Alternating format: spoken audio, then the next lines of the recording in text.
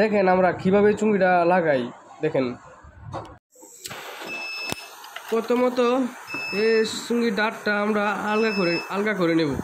আপনারা দেখেন আমরা কিভাবে চুঙ্গির ডাঁটটা আলগা করে নিচ্ছি। দেখেন কি পরিমাণ ময়লা বেরোচ্ছে।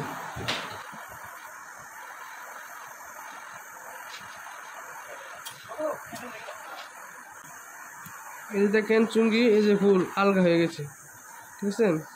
এটা আমরা পানিতে দিয়ে রাখবো, পানিতে দিয়ে রাখলে অটোমেটিক পরিষ্কার হইব। এই যে দেখতে পাচ্ছেন হাতে ছোট্ট একটা স্বর্ণের পাত, এই পাতটা আমরা দেখেন কিভাবে চুঙ্গি বানাই।